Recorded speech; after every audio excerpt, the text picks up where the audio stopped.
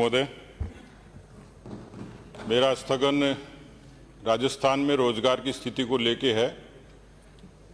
कोई भी लोक कल्याणकारी सरकार बुनियादी सुविधाओं की और वैचारिक मुद्दों के समाधान का आश्वासन देती है।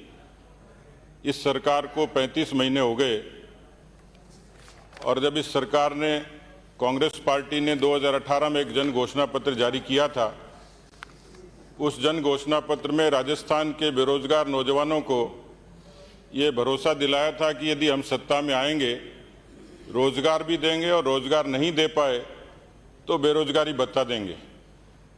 नौजवानों को 3000 रुपये और महिलाओं को 3500 रुपये। भारत की एक निजी संस्था है जिसका उल्लेख माननीय मुख्यमंत्री ने एक ट्विटर के जरिए किया। देश की बेरोजगारी का उल्लेख तो जरूर उन्होंने किया, लेकिन शायद वो पढ़ना भूल गए।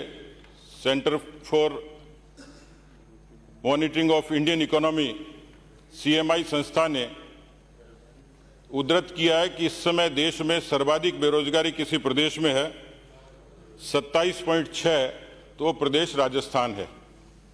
पिछले दिनों प्रदेश के नौजवानों ने ट्विटर पर एक हैशटैग चलाया, no job no vote. Rajasthan के ट्विटर को जुड़ने वाले 6 लाख नौजवानों ने इस सरकार को साफ साफ चेताया था। मुख्यमंत्री जी ने 24 फरवरी 2021 को बजट भाषण दिया, उसमें भी इसका उल्लेख किया।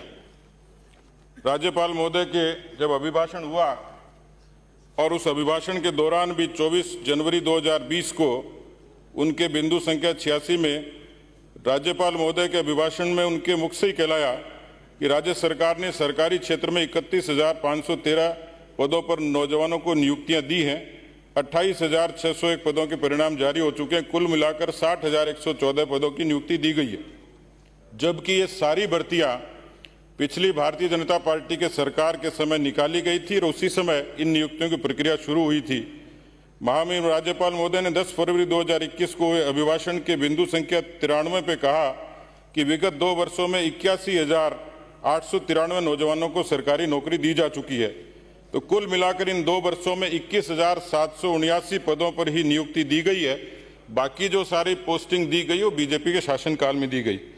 मेरा निवेदन ये है माननीय अध्यक्ष महोदय कि एक तो राजस्थान की सरकार ये व्हाइट पेपर लेकर आए कि इन्होंने कितनी भर्तियों का वायदा किया था, कितनी भर्ती दी, कितनी कोर्ट में लंबित हैं।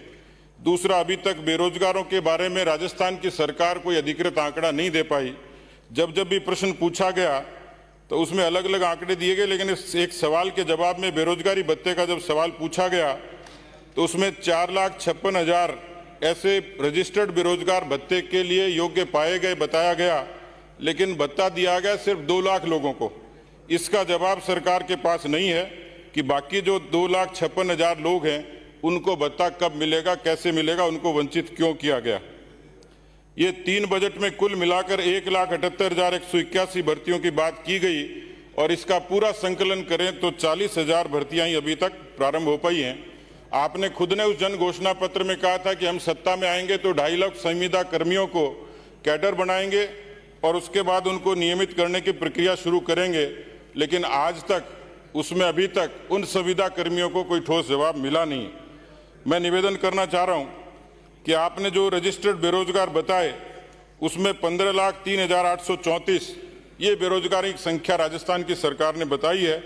आवेदन किया 8,50,000 ने और अभी तक 2,51,000 को आपने बता दिया है।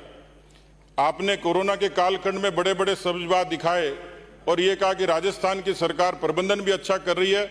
जो प्रवासी मजदूर लौटेंगे उन 15 लाख प्रवासी मजदूरों को हम रोजगार देंगे। एक पोर्टल